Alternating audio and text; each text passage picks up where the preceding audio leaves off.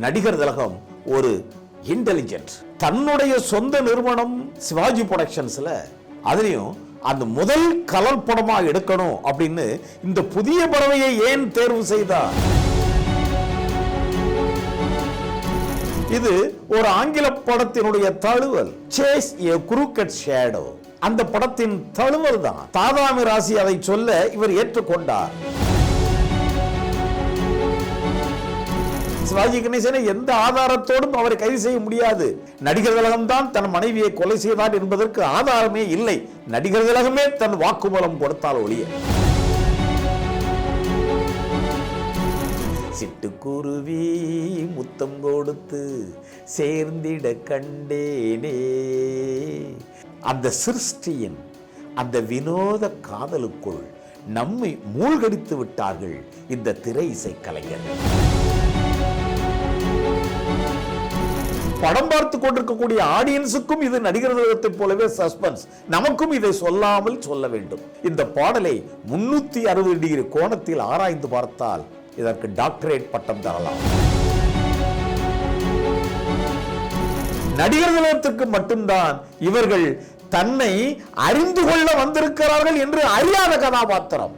ஆனால் அந்த அறியாததை என்ன அழகாக நடிகர் திலகம் அறிந்து நடித்திருந்தார் என்பதுதான் நடிகர் திலகம். அன்புள்ளம் கொண்ட நேயர்களே, உங்களை தொடர்ந்து சந்திப்பதில் உங்கள் தோழர் எல்வி ஆதவனாகிய நான் மட்டற்ற மகிழ்ச்சி கொள்கிறேன். இன்னைக்கு புதிய பறவை படத்தில் சிட்டுக்குருவி முத்தம் கொடுத்து சேர்ந்திட கண்டேனே என்கின்ற அந்த பாடலினுடைய முக்கியத்துவத்தையும் வேறு எந்த பாடலுக்கும் இல்லாத அதனுடைய மகத்துவத்தையும் தனித்துவத்தையும் இன்னைக்கு நம்ம ஒரு சின்ன ஆராய்ச்சி செய்து நாம் ரசிக்கவிருக்கிறோம். முதல்ல புதிய பறவை படத்தை நடிகர் திலகம் தன்னுடைய சிவாஜி புரொடக்ஷன் சார்பாக முதலாக வண்ணத்தில் உருவாக்க அவர் இந்த புதிய பறவை படத்தை, அந்த கதையை, திரைக்கதையை தேர்வு செய்திருக்கிறாரே, அதிலிருந்தே புரிந்து கொள்ளலாம் நடிகர் திலகம் ஒரு இன்டெலிஜென்ட், மிகப்பெரிய புத்திசாலி, மிகப்பெரிய திறமைசாலி. தன்னுடைய சொந்த நிறுவனம் சிவாஜி புரொடக்ஷன்ஸ்ல அதுலயும் அந்த முதல் கலர் படமா எடுக்கணும் அப்படின்னு இந்த புதிய பறவையை ஏன் தேர்வு செய்தார்? அந்த நேரத்தில் அவரை சுற்றி எத்தனை கதைகள், எத்தனை இயக்குனர்கள் மோதிக்கொண்டிருந்தார்கள். எதற்காக தாதாமி ராசியை இயக்குனராக தேர்வு செய்து புதிய பறவை கதையை அவர் ஏற்றுக்கொண்டார்? இது ஒரு ஆங்கில படத்தினுடைய தழுவல். ஆங்கில படம் என்ன படம்? சேஸ் எ குரூக்கட் ஷேடோ. அந்த படத்தின் தழுவல் தான். தாதாமி ராசி அதை சொல்ல இவர் ஏற்றுக்கொண்டார். ஆரூர் தாஸை வசனகர்த்தாவாக நியமித்தார். கவியரசர் கண்ணதாசனை பாடலாசிரியராக நியமித்தார். மெல்லிசை மா மன்னர்களை இவர் இசையமைப்பாளராக ஏற்றுக்கொண்டார். புதிய பறவை படத்தை இந்த படம்தான் தனது சொந்த படத்தில் முதல் கலர் படமாக இது வெளிவர வேண்டும் என்று அவர் எவ்வளவு தீர்க்க தரிசனமாக நடிகர் திலகம் இந்த படத்தின் கதையை அவர் ஒத்துக்கொண்டார், ஏற்றுக்கொண்டார், தேர்ந்தெடுத்தார். இதை ஆராய்ச்சி பண்ண புதிய பறவை படத்தை பாராட்ட வேண்டும் என்கின்ற நோக்கை விட நடிகர் திலகத்தை 1000 மடங்கு பாராட்ட வேண்டும் என்கின்ற நோக்கம்தான் நமக்கு பெருக்கெடுத்து ஓடும். காரணம், அதை அடி ஆதாரமாக இருந்து தேர்வு செய்தவர் நடிகர் திலகம். ஏற்கனவே தெரியும் புதிய பறவை, அதாவது கதாநாயகன் சிவாஜி தன்னுடைய மனைவி சவுகார் ஜானகியை தெரிந்தோ தெரியாமலோ ஒரு அடி அடித்து அவர் கொலை செய்து விட்டார். கொலை செய்ய வேண்டும் என்பது அவர் நோக்கம் அல்ல. ஆயினும் அவர் சவுகார் ஜானகி தன் கணவன் சிவாஜிக்கு அவர் ஊட்டிய அந்த எரிச்சல், அந்த ஆத்திரத்தில் ஒரே அடி அவர் இறந்து விட்டார். இவர் எந்த ஆதாரமும் இன்றி, சிவாஜி கணேசனை எந்த ஆதாரத்தோடும் அவரை கைது செய்ய முடியாது, அந்த அளவிற்கு அப்படியே ட்ரெயின் டிராக்ல தூக்கி போட்டு அவர் வந்துட்டார். நடிகர் திலகம் தான் தன் மனைவியை கொலை செய்தார் என்பதற்கு ஆதாரமே இல்லை. வேறஸ் நடிகர் திலகமே தன் வாக்குமூலம் கொடுத்தால் ஒழிய. ஆனால் தர்மப்படி நடிகர் திலகம் தான் கொலை செய்தார் அவர் மனைவியை என்று புரிந்து கொண்ட காவல்துறை சட்டப்படி கைது செய்ய ஆதாரம் தேடி வருகிறது. ஆனால் ஆதாரம் கிடைக்கவே கிடைக்காது. அவருடைய வாக்குமூலம் தான் பெற வேண்டும். அவர் வாக்குமூலத்தை பெற வேண்டும் என்றால் காவல்துறையில் பணிபுரிகின்ற கதாநாயகி சரோஜா தேவியை உளவுத்துறை அதிகாரியாக அனுப்பி நடிகர் திலகத்தை இவர் காதலியாக நடித்து அவரை காதலிக்க வைத்து இவர் காதலியாக நடித்து பின்பு உண்மையிலேயே காதல் செய்தும் கடமைக்கு முக்கியத்துவம் கொடுத்து கதாநாயகி இந்த படத்தின் உச்சக்கட்ட காட்சியில் சிவாஜியை அரஸ்ட் செய்வதுதான். அரஸ்ட் செய்யப்பட்டவுடன் தான் சிவாஜிக்கு தெரிகிறது, அதாவது படத்தினுடைய கிளைமேக்ஸ் காட்சியில் தான் சிவாஜிக்கு தெரிகிறது, ஆகா தான் கொலையாளி என்பதை புரிந்து கொண்ட காவல்துறை அதிகாரிகள் தன்னுடைய காதலியாக நடிக்க வந்த சரோஜா தேவி உள்பட அத்தனையும் சஸ்பென்ஸாக வைத்து தனது வாக்குமூலத்தை வருவிக்க இப்படி நடித்திருக்கிறார்கள். குறிப்பாக கதாநாயகி சரோஜா தேவி காதலியாக அருமையாக நடித்தார் என்று நடிகர்கள் ஏற்றுக்கொள்ளும் அளவிற்கு. ஆனால் உண்மை என்ன? கதாநாயகி சரோஜா தேவி நடிக்கத்தான் வந்தார், ஆனால் ஒரு குறிப்பிட்ட இடத்தில் நடிக்கவில்லை. நடிகர் திலகத்தினுடைய கதாபாத்திரம் முழுமையாக பிடித்து அவர் நல் இதயம் கொண்டவர் என்பதை உணர்ந்து இவர் ஒரு சூழலில் நிச்சயமாக நடிகர் திலகத்தை காதலித்தே விட்டார். இதுதான் கதை. ஆனால் திரைக்கதையில் சிவாஜியை காதலிக்க வந்த சரோஜா தேவி காதலில் நடிக்க வந்தவர் உண்மையிலேயே காதலில் விழுந்து விட்டார் என்பதை நாம் புரிந்து கொள்ள இந்த சிட்டுக்குருவி முத்தம் கொடுத்து என்கின்ற பாடல்தான் கை கொடுத்தது. இது ஒரு சாதாரண காதல் பாடல் அல்ல. இந்த கதையின் முக்கிய அடி ஆதாரமாக அடி நாதமாக விளங்கக்கூடிய பாடல் இது.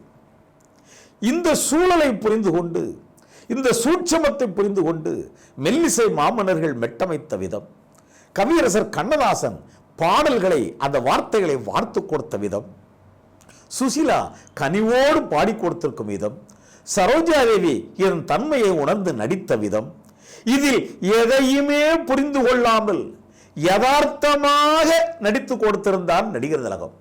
நடிகர் திலகத்திற்கு என்ன தெரியாது? கதாநாயகி தன்னை காதலிக்க வந்தவர் இப்போது காதலில் உண்மையிலே விழுந்து விட்டார், இது எதுவுமே தெரியாது.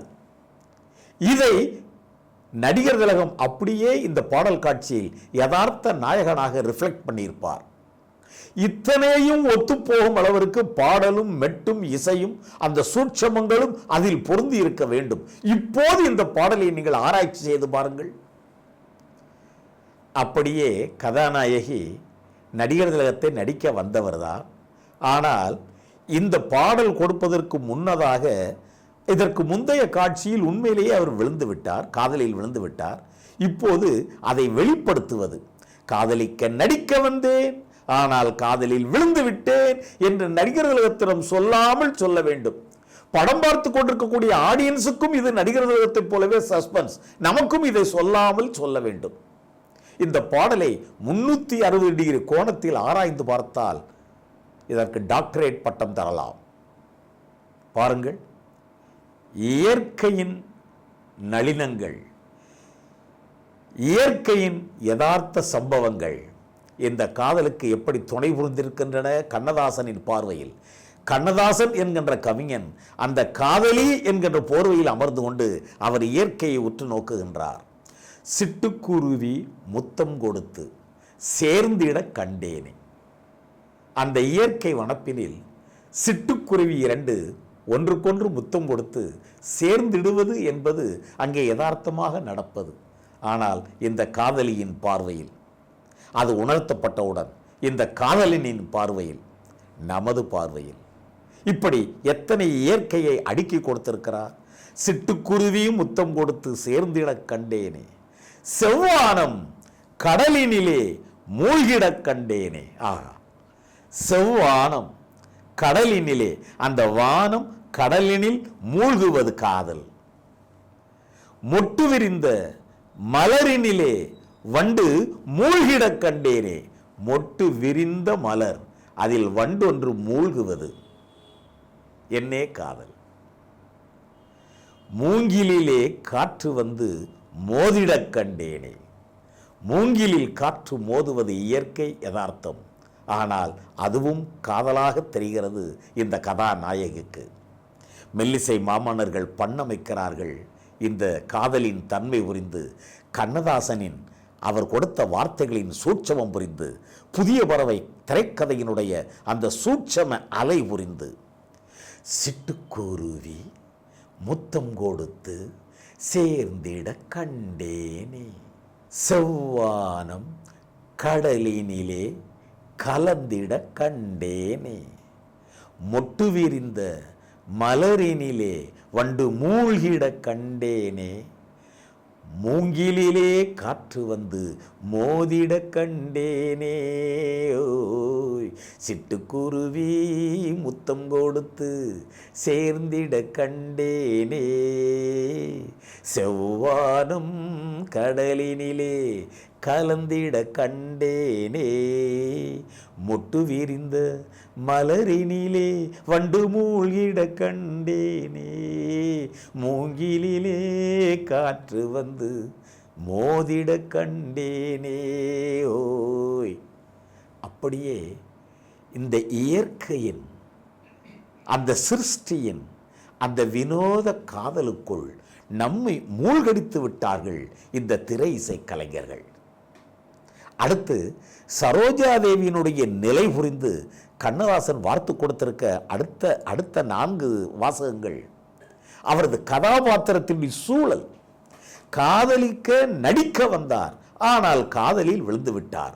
இதை உணர்ந்த கண்ணதாசன், பறந்து செல்ல நினைத்து விட்டேன், எனக்கும் சிறகில்லையே, பழக வந்தேன் தழுவ வந்தேன், பறவை துணை இல்லையே, எடுத்து சொல்ல மனம் இருந்தும் வார்த்தை வரவில்லையே, என்னென்னவோ நினைவிருந்தும் நாணம் விடவில்லையே.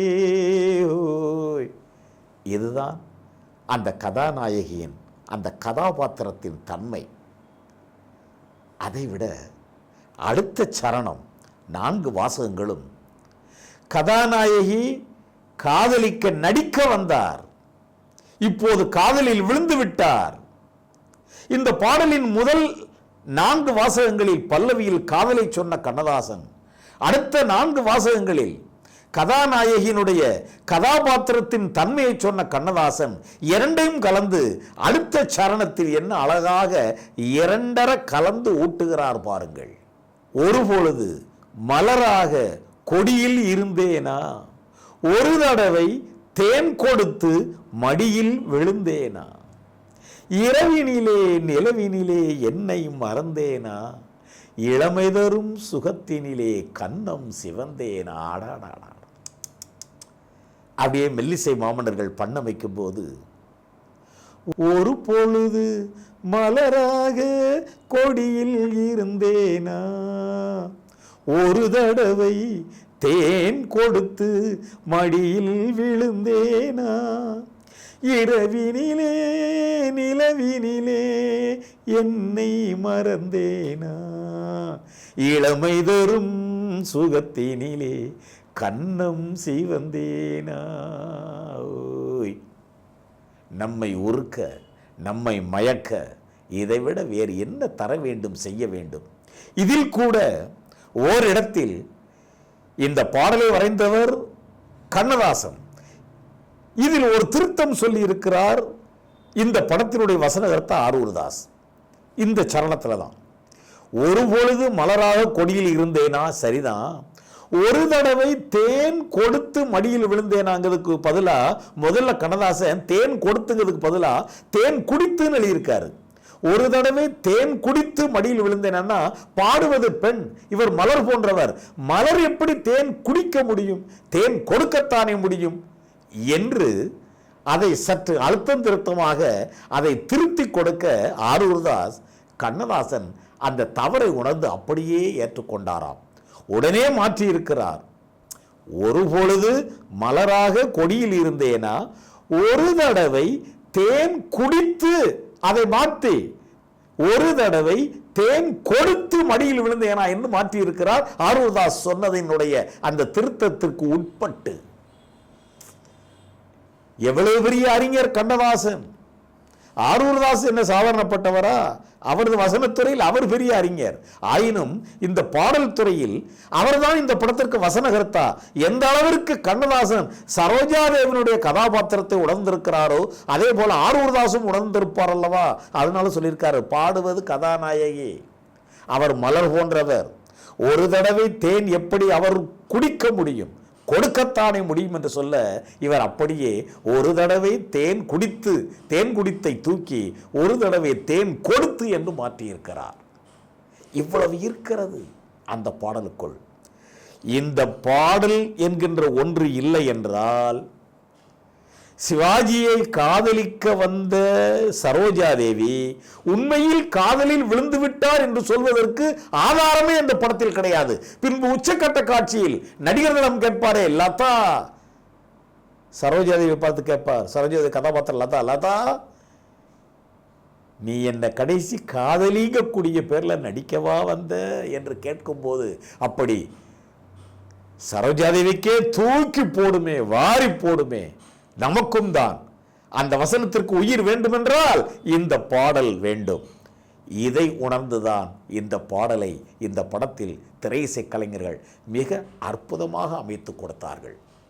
புதிய பறவையில் ஒவ்வொருவரும் யார் யார் எந்தெந்த துறையில் பணியாற்றியிருந்தார்களோ அவ்வளவு பேரும் புதிய பறவையினுடைய திரைக்கதையினுடைய சூட்சமும் புரிந்து அவரவர்கள் துறையில் 100% பணியாற்றி இருந்தார்கள்.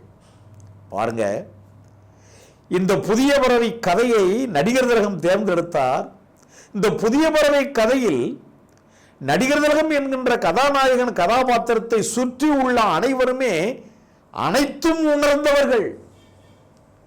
நடிகர் திலகத்துக்கு மட்டும்தான் இவர்கள் தன்னை அறிந்து கொள்ள வந்திருக்கிறார்கள் என்று அறியாத கதாபாத்திரம். ஆனால் அந்த அறியாததை என்ன அழகாக நடிகர் திலகம் அறிந்து நடித்திருந்தார் என்பதுதான் நடிகர் திலகம். அதனால் தான் அவருக்கு நடிகர் திலகம். அனைத்தையும் அறிந்த நடிகர் திலகம் ஏதும் அறியாதது போல் இந்த படத்தில் நடித்து காட்டி இந்த படத்தின் வெற்றியை முன்னமே அறிந்து இந்த புதிய பறவை கதையை தேர்ந்தெடுத்தார் என்பதை உணர்ந்து நடிகர் திலகத்தின் புகழை நாம் பாடிக்கொண்டே இருக்கலாம், அவரை நாம் வணங்கிக் கொண்டே இருக்கலாம் என்று சொல்லி நன்றியுடன் விடைபெறுவது உங்கள் தோழர் எல்வி ஆதவன். நன்றி, வணக்கம்.